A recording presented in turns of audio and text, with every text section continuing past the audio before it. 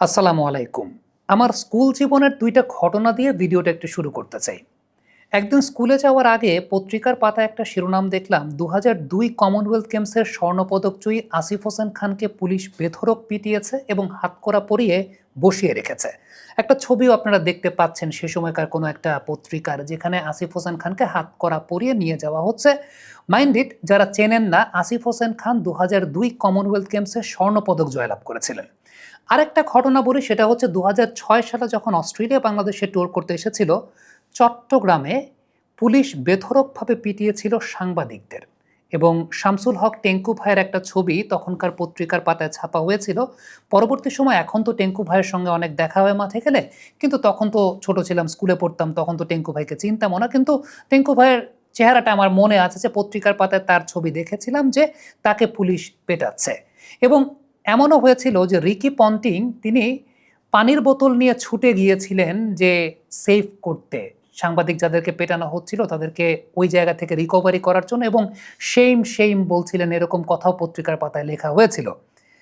আমাদের বাংলাদেশে এই ব্যাপারগুলো আসলে খুবই কমন, খুবই নর্মাল। নাইম হাসানের সঙ্গে যে বিষয়টা ঘটেছে, যে ঘটনাটা ঘটেছে, এটাও সেই ধরনের ঘটনার একটা পুনর্মঞ্চায়ন। নাইমের একটা ভিডিও দেখছিলাম যে কাঁদতে কাঁদতে তিনি একটা কথা বলছেন যে ন্যাশনাল টিমের ক্রিকেটার বাদ দেন, একটা সাধারণ মানুষের সঙ্গেও তো এরকম আচরণ আসলে হওয়া উচিত না, বা একটা সাধারণ মানুষেও এরকমভাবে এরকম লজ্জাজনকভাবে আসলে মারবে, পেটাবে, বিষয়টা আসলে কেমন। এটা আপনারা প্রত্যেকেই জানেন যে এটা তো ন্যাশনাল টিমের ক্রিকেটার দেখে খুব মিডিয়া ফোকাস হচ্ছে, আমরা কথা বলছি এবং সেটা নিয়ে আমরা প্রতিবাদ জানাচ্ছি, সেটা নিয়ে ব্যবস্থাও হয়তো বা হবে, যেহেতু ন্যাশনাল ক্রিকেট টিমের একজন ক্রিকেটার, এবং সেটার অ্যাটেনশনটা, হায়েস্ট অ্যাটেনশনটা দেওয়া হবে। কিন্তু আমাদের বাংলাদেশে এই ধরনের ঘটনায়, যে আপনি আজকে যখন আমাকে শুনছেন, আজকে রাতেও যে আপনার সঙ্গে এই টাইপের ঘটনা ঘটবে না, তার কিন্তু কোনো গ্যারান্টি আসলে নাই। আরেকটা ঘটনা আমি খুব রিলেট করতে পারি, সেটা হচ্ছে বাংলাদেশ ব্যাংকের একজন এডি এবং সময় টেলিভিশনের নিউজ প্রেজেন্টার গোলাম রাব্বি ভাই, তার সঙ্গেও কিন্তু এরকম একটা ঘটনা ঘটেছিল, এবং তাকে পুলিশের টেম্পোতে উঠিয়ে চোখ বেঁধে নিয়ে তাকে হেনস্থা করা হয়েছে। এবং ব্যাপারটা এরকম ছিল যে ওই পুলিশ সদস্যরা, তিনি যে বাংলাদেশ ব্যাংকের একজন এডি, সময় টেলিভিশনের নিউজ প্রেজেন্টার সেটা পরের ব্যাপার, বাংলাদেশ ব্যাংকের যে একজন এডি, ওইটার লেভেলটা বুঝতে পারার মতো ইন্টেলেকচুয়ালিটি ওই পুলিশ সদস্যের আসলে ছিল না, বা যারা ওই সময় ডিউটিতে ছিলেন তারা এটা মানেই আসলে বোঝেন না, মানে তাদের জ্ঞানের সংকীর্ণতাটা আসলে এমন, কিংবা তাদের আউট নলেজটা আসলে এমন, তারা ওই বিষয়টাও আসলে ওই রকমভাবে বোঝেন না। নাইমের ক্ষেত্রে আমার কাছে এটা ব্যক্তিগতভাবে মনে হয়, আমি যতটুকু দেখি রাস্তাঘাটে, যতটুকু আমি অবজার্ভ করি, ওই যে নাইম যে ন্যাশনাল টিমের একজন ক্রিকেটার, তিনি যে একজন ন্যাশনাল টিমে খেলেন, ওইটা বোঝার মতো আউট নলেজটা বা ওইটা জানার মতো আসলে ভিশনটা স্প্রেড থাকার মতো ব্যাপার আসলে ওই সদস্যদের নাইও। আর নাইও তার চাইতেও বড় কথা, এটা তো কমন প্র্যাকটিস, তাই না? এদেশের একজন মানুষের সঙ্গে এরকম আচার আচরণই করা হয়, বা এদেশের একজন মানুষের সঙ্গে এই টাইপের বিহেভিয়ারই করা হয়। সো আলটিমেটলি এই মুহূর্তে যারা আমাকে দেখছেন, একটা বিষয় বলে, যারা আমার জুনিয়র আছেন, যদি সুযোগ থাকে আপনাদের, যদি সুযোগ থাকে, এই দেশে থাইকেন না। আজকে রাতেও যে আপনার সঙ্গে শুধুমাত্র আইন শৃঙ্খলা রক্ষাকারী বাহিনী দিয়ে না, অন্য কোনো শেপে, অন্য কোনোভাবে এই টাইপের ঘটনা ঘটবে না, এবং তার পরবর্তী পর্যায়ে আপনি যে প্রপার অ্যাটেনশনটা পাবেন না, সেটা একদম খুব কমন একটা ব্যাপার, বা এই ব্যাপারে গ্যারান্টির জায়গা দিতে গেলে আমি আপনি কেউ কোনো গ্যারান্টি দিতে পারবে না। সো যদি সুযোগ থাকে, এদেশে আসলে থাইকেন না। মানে এটা এটা আমাকে ছোটবেলায় যখন আমার বাবা মা বলতো, তখন তো আসলে খুব রাগ হতাম। এখন যত বয়স হচ্ছে তখন আসলে বুঝতে পারি যে আসলে বাবা মা ভুল বলতো না, বাবা মা ঠিক কথাটাই বলতো। বা বিয়ে করার পর স্ত্রী যখন এই বিষয়টা বলতো, তখনও বিরক্ত হতাম, এখন বুঝি আসলে যে কথাটা আসলে ভুল বলতো না, কথা আসলে ঠিক বলতো।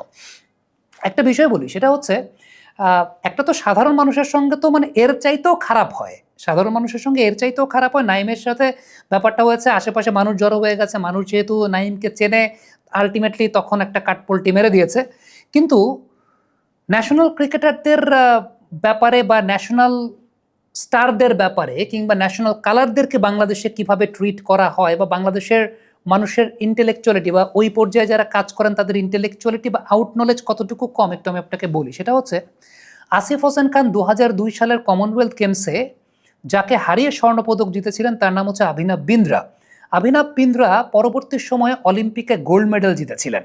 আপনি একটু চিন্তা করে দেখেন যে ইন্ডিয়াতে তারা আর্ট, কালচার, স্পোর্টসের ভ্যালুটা এইভাবে করে যে কমনওয়েলথ গেমসের রৌপ্যজয়ী অভিনব বিন্দ্রাকে তারা অলিম্পিক্সে স্বর্ণপদক জেতাতে পারে, ওই লেভেলের ট্রিটমেন্ট তারা দেয়।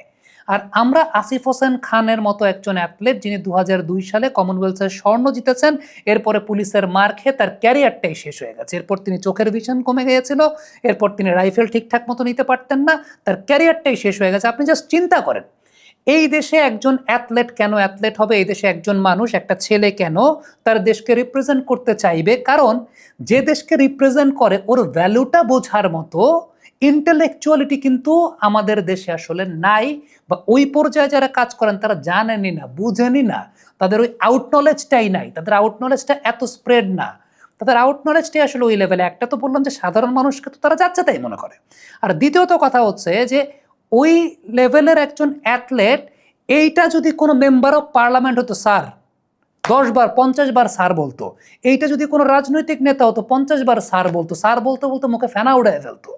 কিন্তু ওই যে ন্যাশনাল টিমের ক্রিকেটার কি জিনিস, এটা বোঝার মতো ইন্টেলেকচুয়ালিটিটা ওর নাই।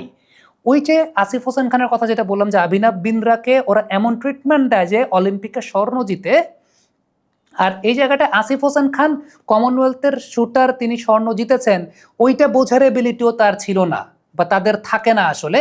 এই জায়গাটায় যদি আবারও বললাম, এই জায়গাটায় যদি একজন মন্ত্রী হয়, একজন এমপি হয়, মানে একজন ধরেন ম্যাজিস্ট্রেসি পাওয়ার আছে এরকম সরকারি কর্মকর্তা হয়, 10টা সেন্টেন্সের মধ্যে মনে করেন 50 বার স্যার বলবে। এটা হচ্ছে নিয়ম এই দেশে। ওই যে বললাম বাংলাদেশ ব্যাংকের এডি, ওইটাও বুঝে না, ওইটাও যে আসলে প্রোটোকল ওয়াইজ একজন মানে হাই র্যাঙ্কের অফিসার, সেটাও বোঝার ক্ষমতা নাই। কিন্তু যে বললাম ম্যাজিস্ট্রেসি পাওয়ার যার আছে, তারে ধরেন মনে করেন যে স্যার বইলা উল্টায় ফেলবে আসলে।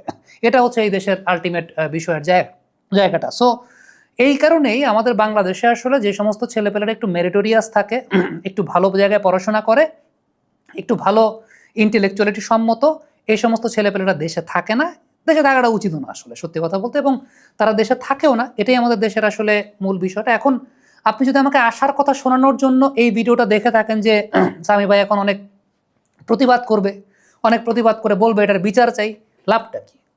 আসলে লাভটা কি? আমি ধরেন প্রতিবাদ করলাম, আমি বললাম প্রতিবাদ করলাম, আমি এই জায়গাটায় বিচারও চাইলাম, হয়তো বা বিচার হবে, নাইমের সঙ্গে ব্যাপারটা যেহেতু ঘটেছে, এটা একটা প্রপার অ্যাটেনশন পাবে, এটা একটা বড় অ্যাটেনশন পাবে, তাই না?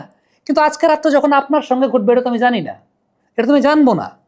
আপনার সঙ্গে যখন ঘটবে, আপনি যখন এটাকে পরবর্তী সময়ে ওভারকাম করার জন্য যে টুলসগুলো, সেগুলো যখন আপনি পাবেন না, আপনার যে সাফারিংসটা হবে, সেটা তো আমি জানবো না। প্রতিবাদ করে আসলে লাভটা কি? আলটিমেটলি এটা বাংলাদেশে আসলে কিছুই হবে না। আমি আপনাকে হতাশার গল্প শোনানোর জন্য এই ভিডিওটা করেছি, আশার গল্প শোনানোর জন্য কোনো ভিডিও করে নেই। এটা ধরে নেন যে নাইমের এই ব্যাপারটাতে প্রোটোকল ওয়াইজ ঘটবে, শাস্তিও হবে, ট্রান্সফার হবে, অনেক কিছুই হয়তো বা হবে। কিন্তু এগুলোর আসলে যদি আসিফ হোসেন খানের সময়টাতেই করা একটা দৃষ্টান্ত তৈরি হতো, তাহলে 2006 সালে ওই ঘটনা ঘটতো না চট্টগ্রামের সাংবাদিকদের উপর এরকম পুলিশের, তাও খেলার মাঠ, যেই মাঠে তারা তাদের কাজটা করেন, সেই মাঠে সাংবাদিকদের উপর এরকম লাঠিচার্জ হতো না। ওই সময় যদি দৃষ্টান্তটা ওই রকমভাবে স্থাপন করা হতো, প্রোটোকলটা ওই রকম থাকতো, এই চট্টগ্রামে ঘটনাটা ঘটেছে, নাইমার সঙ্গে ওই ঘটনাটা ঘটতো না আলটিমেটলি। সো আলটিমেটলি বাংলাদেশে এরকমভাবেই হবে, এরকমভাবেই হয়। আমি আপনাকে কোনো আশার গল্প আমি শোনাবো না, আমি আপনাকে এইটাই বলবো, আমার জুনিয়র যারা আছেন, যদি আপনাদের সুযোগ থাকে, আপনারা ভাই দেশে থাকেন না। আজকে রাত্রে আপনার সঙ্গে এই ঘটনা ঘটতে পারে, কালকে সকালে আপনার সঙ্গে এই ঘটনা ঘটতে পারে, পরশু এই ঘটনা ঘটতে পারে, যে কোনো সময় ঘটতে পারে। আমি একটা সিম্পল এক্সাম্পল আপনাকে দিই, সেটা হচ্ছে আমার মানে আইন শৃঙ্খলা রক্ষাকারী বাহিনী যখন আপনাকে চেক করবে, ডেফিনেটলি প্রোটোকল বেসিসে আপনার তাকে সহযোগিতা করতে হবে। আমি সবার আগে সেই সহযোগিতা করব, আমি সবসময় সেই সহযোগিতা করি আইন শৃঙ্খলা বাহিনী যদি আপনাকে সেই জায়গাটায় করে। কিন্তু প্রবলেমের জায়গাটা হচ্ছে যে এই যে হ্যারাসমেন্টের জায়গাটা যখন করা হবে, তখনই কিন্তু কোয়েশ্চেনের জায়গা। আমি খুব সিম্পল একটা এক্সাম্পল দিই, সেটা হচ্ছে কোনো একদিন এরকম একটা চেকিং ডেফিনেটলি প্রোটোকল ওয়াইজ আমাকেও মুখোমুখি হতে হবে রাস্তায়। রাতের বেলা আমাদের যেহেতু টেলিভিশনের কাজ, রাতের বেলা ব্যাক করতে হয় রাত 2টা-3টা, সেটা অবশ্যই প্রোটোকল ওয়াইজ সেটা করতে হবে এবং পুলিশকে সহযোগিতা করতে হবে বা আইন শৃঙ্খলা রক্ষাকারী বাহিনীকে সহযোগিতা করতে হবে। এখন আমার গাড়িতে ক্রিকেট ব্যাট ছিল, আমাকে যদি ওই প্রশ্ন করা হয় যে আপনার গাড়িতে ক্রিকেট ব্যাট কেন, ভাই বাংলাদেশে আমার গাড়িতে ক্রিকেট ব্যাট থাকবে না তো কার গাড়িতে ক্রিকেট ব্যাট থাকবে? আর আমার গাড়িতে ক্রিকেট ব্যাট থাকবে না তো কি থাকবে? এখন ওইটা জানার মতো আউট নলেজ তাদের নাই। ওইটা জানার মতো, আমি তাদের বলতে আমি সবাইকে জেনারেলাইজ করছি না। পুলিশে আমার অনেক বন্ধু আছে, র্যাবে আমার অনেক বন্ধু আছে, আর্মিতে আমার অনেক বন্ধু আছে, অনেক ইন্টেলেকচুয়াল ছেলেপেলে আছে, অনেক মেরিটোরিয়াস ছেলেপেলে আছে। কিন্তু সত্যি কথা বলতে একটু পুলিশের পদমর্যাদার দিক থেকে হয়তোবা একটু নিচের র্যাঙ্কের অনেকেই আছেন যাদের আউট নলেজ সম্পর্কে খুব বেশি ধারণা নাই। তারা একটা নির্দিষ্ট গণ্ডির মধ্যে আসলে থাকেন, তারা আসলে জানেন না, তাদের আউট নলেজটা ওইরকমভাবে আসলে না। আমি সবার কথা আবারও বলছি, জেনারেলাইজ করছি না। আইন শৃঙ্খলা রক্ষাকারী বাহিনীতে আমারও আত্মীয় স্বজন আছে, সো আমি জেনারেলাইজ করছি না। আমি বলছি কিছু মানুষ আছেন এরকম যারা আসলে আউট নলেজটাও তাদের আসলে ওইরকমভাবে নাই। সো আলটিমেটলি আমার মনে হয় যে একদম সামগ্রিকভাবে এই আউট নলেজ বাড়ানোর প্রশিক্ষণ দেওয়া দরকার, আইকিউ বাড়ানোর প্রশিক্ষণ দেওয়া দরকার। মানে আইন শৃঙ্খলা বাহিনীর যে ট্রেনিং আছে, ফিজিক্যাল ট্রেনিং যেটা আছে বা মেন্টাল ট্রেনিং যেখানে আছে, সেখানে আসলে আউট নলেজ বাড়ানোর ট্রেনিংটাও দেওয়া দরকার, কারেন্ট অ্যাফেয়ার্সের ট্রেনিংটাও আসলে দেওয়া দরকার। শুধুমাত্র মানে বিষয়টা ওইরকম না যে কারেন্ট অ্যাফেয়ার্সের বই পড়েই আপনার কারেন্ট অ্যাফেয়ার্সের নলেজ জানা যায়। আপনার সব বিষয় সম্পর্কে ধারণা থাকাটা আসলে খুব জরুরি। তখন আপনি আমাকে ওই প্রশ্নটা করবেন না যে আমার গাড়িতে ক্রিকেট ব্যাট কেন, ভাই আমার গাড়িতে ক্রিকেট ব্যাট থাকবে না তো কি থাকবে।